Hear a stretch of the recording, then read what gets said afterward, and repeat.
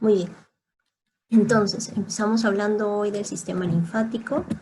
Eh, Recalcar que el sistema linfático es un sistema secundario al sistema circulatorio, que es el que lleva la sangre. El sistema linfático, así como el sistema circulatorio, va a permitir también transportar sustancias, pero a la vez transporte y drenaje.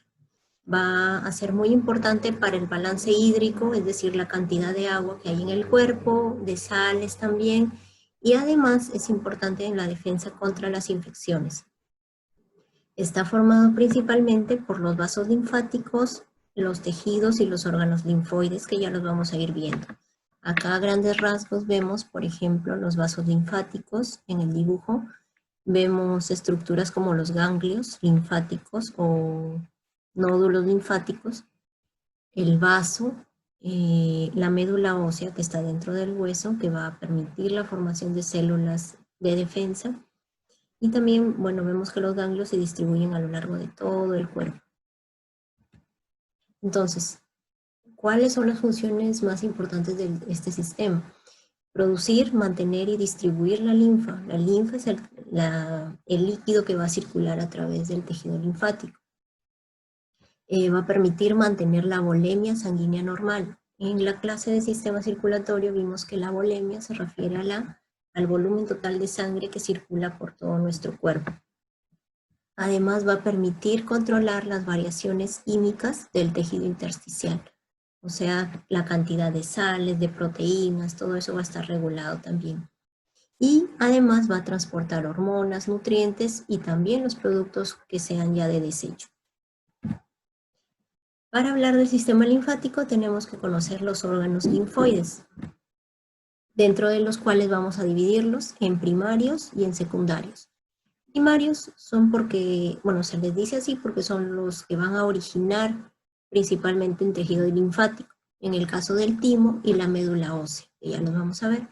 Y los secundarios, que también son importantes, aquí vamos a encontrar a los vasos linfáticos, ganglios o nódulos linfáticos, que es lo mismo, y el MALT es el tejido linfático asociado a las mucosas.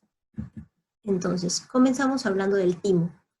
El timo se encuentra en la región del mediastino, o sea, en la parte anterior del mediastino vamos a ubicar el timo.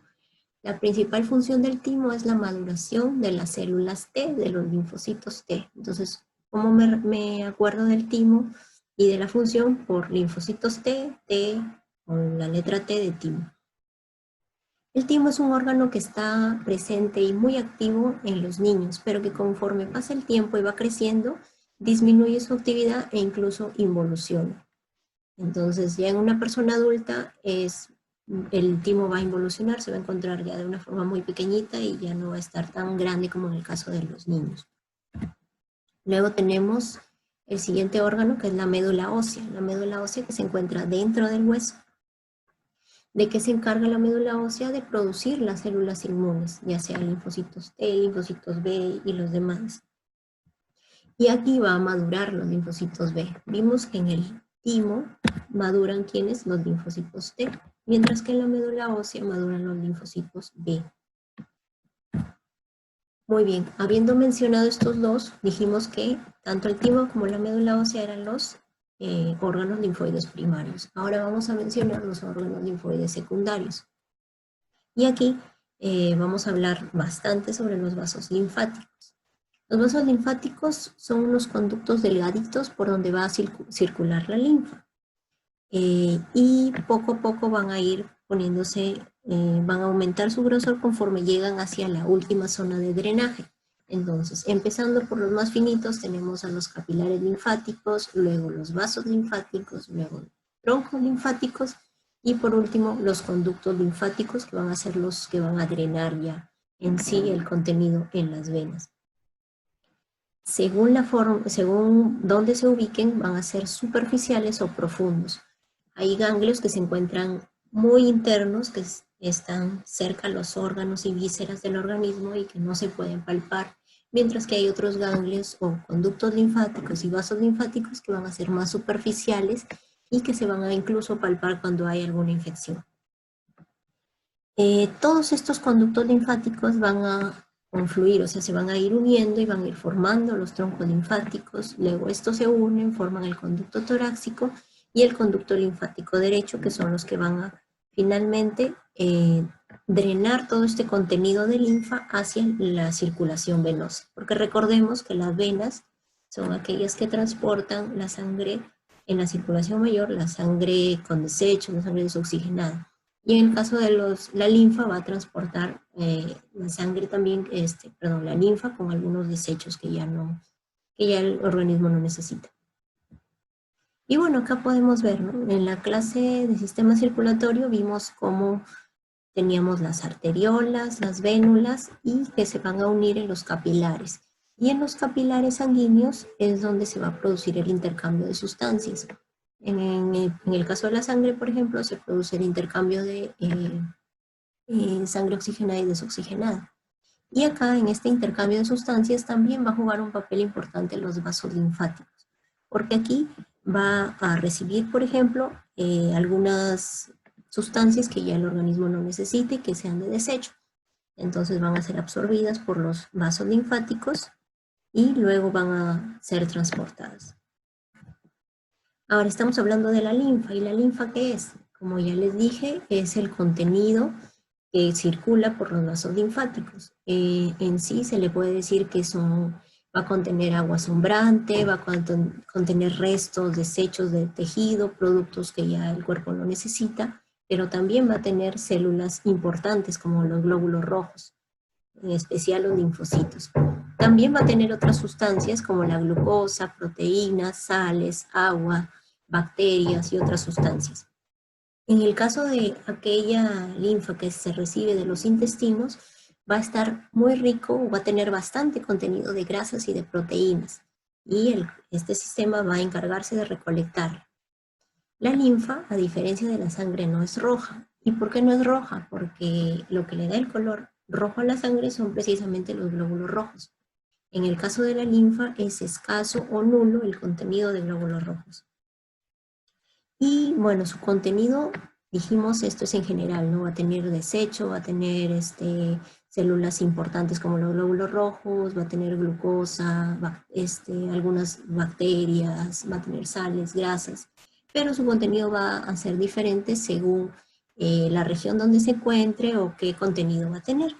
Entonces, por ejemplo, la linfa que viene del sistema digestivo va a ser de un color más blanco, lechoso. ¿Por qué?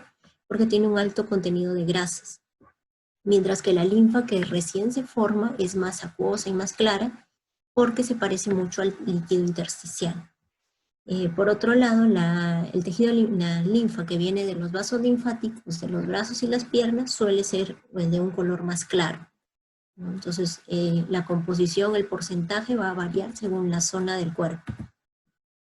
Y acá vemos ya los tipos de vasos linfáticos según la región donde se encuentran. Entonces, por ejemplo, tenemos acá los ganglios linfáticos supracervicales, cervicales, van a drenar en el grupo cervical, que va a drenar todo el contenido que viene de la cabeza, del cuello. Y por ejemplo, en el caso de ¿qué enfermedad se asocia? Son las infecciones respiratorias agudas. Porque cuando hay alguna infección respiratoria aguda alta, a veces, por ejemplo, ustedes pueden haber sentido, se tocan acá por el cuello y van a ver la elevación de algunos ganglios, y puede ser por respuesta a estas infecciones. También otro grupo son los mediastinales. Este grupo mediastinal, por ejemplo, es profundo y va a drenar todo el líquido que viene de la tráquea y el esófago. El grupo linfático iliar, que se encuentra cerca de los pulmones, va a drenar el líquido que viene de los pulmones. Y ambos, tanto los mediastinales como iliares, van a verse afectados en algunas enfermedades como la tuberculosis o cáncer de pulmón. Luego tenemos el grupo axilar, como vemos acá, los nódulos linfáticos axilares junto a los vasos linfáticos axilares, que van a drenar todo lo que viene del miembro superior y de la mama y de la piel que está por encima del ombligo. Entonces vemos los vasos linfáticos vienen por todo el brazo y todo el contenido va a ser drenado en el grupo axilar. Por ejemplo, cuando hay cáncer de mama, cuando hay mastitis, infección de la mama, puede verse afectado este grupo linfático. Luego tenemos otros más profundos, ¿no? Como el grupo celíaco, los mesentéricos superior, inferior, que están ya a nivel del abdomen y van a drenar los órganos, el líquido correspondiente al abdomen, ¿no? Como de hígado, estómago, vaso, yeyuno, colon, y se van a ver afectados cuando hay enfermedades como por ejemplo fiebre tifoidea, enfermedad celíaca. Igualmente los paraórticos que se encuentran ya más abajo van a drenar todas regiones como del ovario, testículos, riñones, etc. Luego tenemos ya a nivel más abajo, vemos a los celíacos externos e internos que van a verse afectados en enfermedades de transmisión sexual y en celulitis de miembros inferiores, o sea, infecciones ya de los miembros inferiores, porque van a drenar todo el líquido que viene desde los miembros inferiores. Por último, tenemos acá ya en la región poplitea, que va a drenar toda la región de la pantorrilla y del dorso del pie.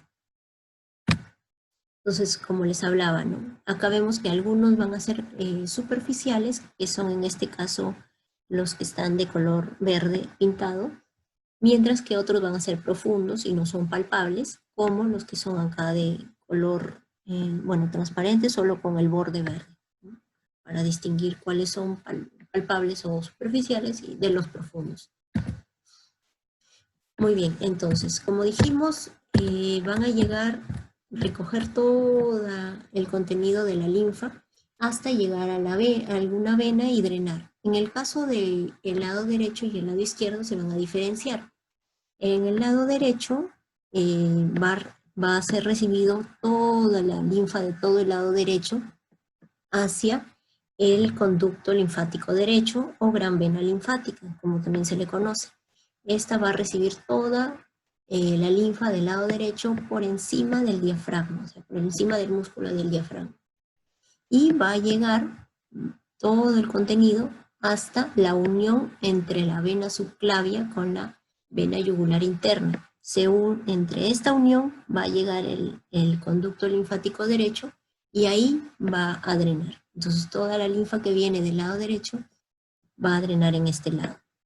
Mientras que por el lado izquierdo tenemos a la vena subclavia izquierda y a la vena yugular interna izquierda, y en esta unión va a drenar el conducto torácico. Este conducto torácico va a recibir toda la linfa que viene de todo el cuerpo, excepto lo que ya va a recibir la vena linfática derecha. Entonces, ¿qué va a implicar el drenaje del conducto torácico? Va a hacer todo el lado izquierdo, desde la cabeza hasta los pies, más la parte derecha que está por debajo del diafragma. Entonces, ¿quién va a tener más contenido de linfa? Es el lado izquierdo. Ya luego hablando de los ganglios linfáticos, tienen esta forma ovalada. Cuando se les hace un corte, tienen una forma más o menos arriñonada. Son muy importantes porque sirven de filtros ante algunas infecciones. Entonces tienen un papel muy importante en la defensa, ya sea de células infecciosas como también de células cancerígenas. Entonces, ¿qué va a pasar en el ganglio linfático? Acá se van a presentar, por ejemplo, los antígenos, que son sustancias de algunas bacterias, por ejemplo, y algunas células cancerosas. Entonces, y contienen linfocitos. Los linfocitos son células muy importantes en la defensa. ¿Y por qué se inflaman? ¿Por qué crecen? Porque están en respuesta a alguna infección, por ejemplo. Entonces, como ya les repetí, es común que en el caso de alguna infección, por ejemplo, a la garganta, ustedes pueden tocarse el cuello cuando tengan alguna infección y pueden sentir que hay como unas bolitas. Entonces, esas bolitas que uno llega a palpar son los ganglios que están inflamados y que están respondiendo ante la infección que hay. Entonces vemos acá que se encuentran entre las arterias y las venas porque van a recibir información y sustancias de estas. Ahí tenemos a los ganglios linfáticos.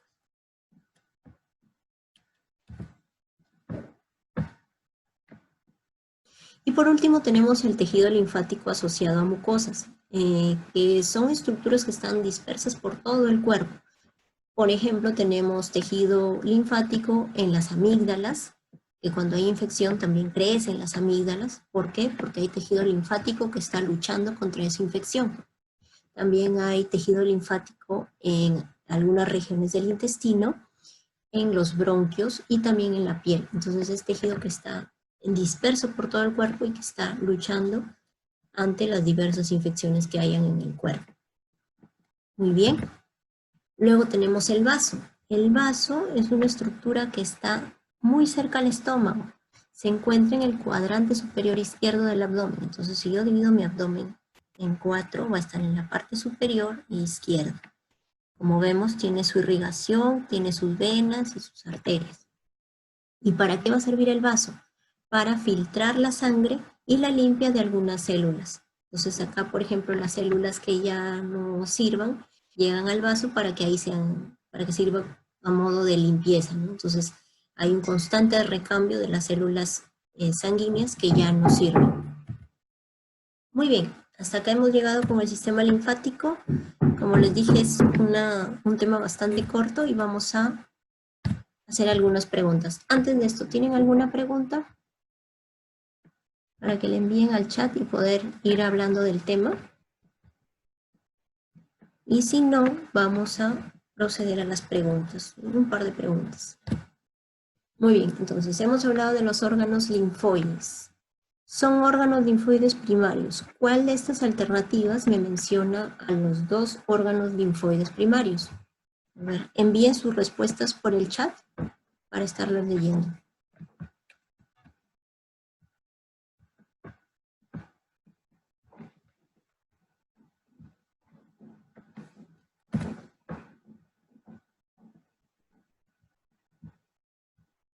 A ver.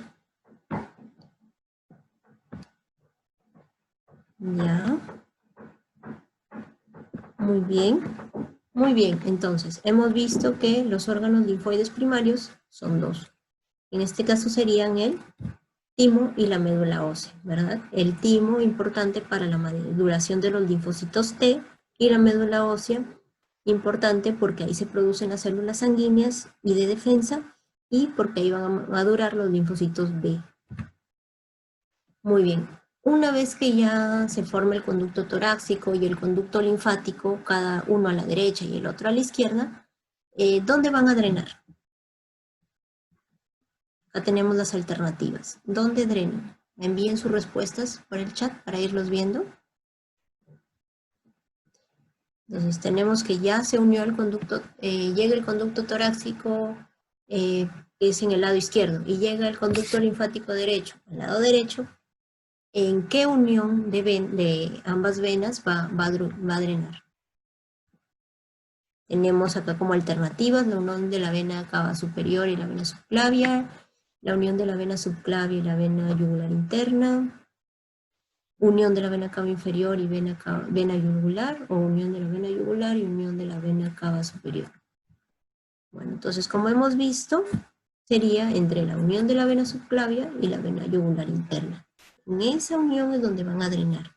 En el caso del conducto torácico, en el lado derecho, o sea, en la unión de la vena subclavia izquierda con la vena yugular interna izquierda, y en el caso del conducto linfático derecho, lo haría en el lado derecho, ¿verdad? Muy bien, chicos. Entonces, la clase de hoy es bastante corta, y viendo que hay chicos nuevos, vamos a ir resolviendo el cuestionario anterior. A ver.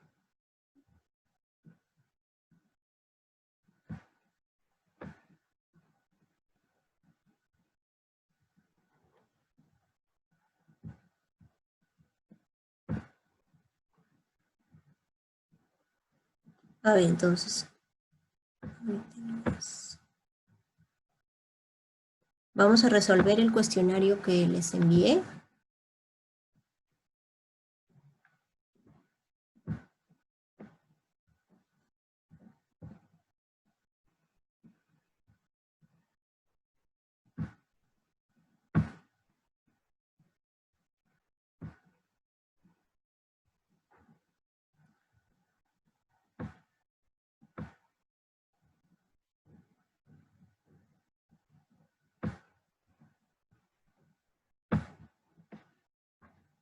Muy bien, entonces acá tenemos nuestras respuestas y nuestras preguntas.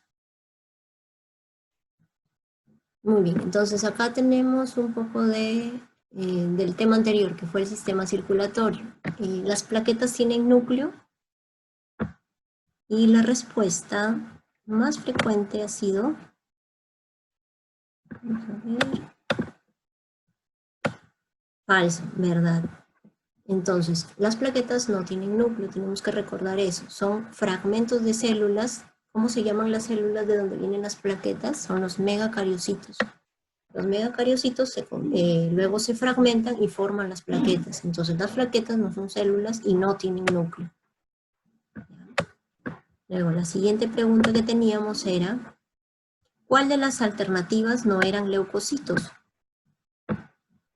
Y tenemos que las alternativas que dimos eran monocitos, linfocitos, eritrocitos y eosinófilos. Y la respuesta en este caso es eritrocitos. Los eritrocitos no son leucocitos, son otro tipo de componentes de la sangre que tampoco tienen núcleo. Eso no se olviden, los eritrocitos no tienen núcleo tampoco. Los leucocitos sí. Luego tenemos la tercera pregunta, que ¿cómo se llama la capa que envuelve el corazón? Y vamos a ver. Acá tenemos como respuestas, como ya les dije, es anónimo, así que no se preocupen. La respuesta es pericardio, ¿verdad?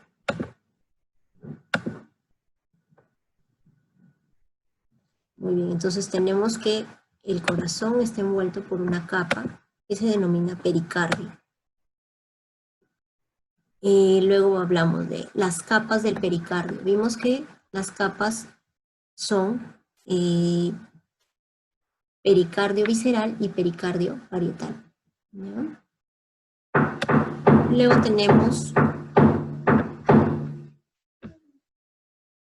tenemos las capas del corazón, desde adentro hacia afuera. Empezamos por las más internas, es decir, primero empezamos por el endocardio, porque estamos hablando desde adentro, sería endocardio, luego el músculo cardíaco, que sería el miocardio, y luego por fuera, que sería el epicardio. ¿Ya? Entonces, endo, que es por dentro, el miocardio, que es el músculo cardíaco, y el epicardio, que sería la parte ya más exterior. Y por último, esta pregunta que está bastante fácil y que la mayoría la respondió, ¿cómo se llama la estructura que señala la flecha verde? Corresponde a una de las válvulas. Válvulas auriculoventriculares, en este caso sería la válvula tricúspide, ¿verdad? Muy bien, entonces acá tenemos alternativas: mitral, tricúspide, semilunar, aórtica y pulmonar. Esta es la válvula tricúspide. La válvula mitral sería esta que señalo acá, que es la del lado izquierdo. La válvula aórtica sería la de la aorta, que también sale del lado izquierdo hacia la aorta. Y luego tenemos la válvula pulmonar de la arteria pulmonar, que ya sabemos que la arteria pulmonar sale del lado derecho. ¿Ya, chicos? Muy bien, entonces eso sería. Yo para la próxima clase vamos a hacer otra vez otro repaso para que puedan practicar, porque son temas bastante, tienen un montón de conceptos, así que es fácil olvidarse. Entonces vamos a tener así pequeños test para que puedan repasar la clase. ¿Ya? Yo voy a estarle subiendo la clase al Classroom y el video también.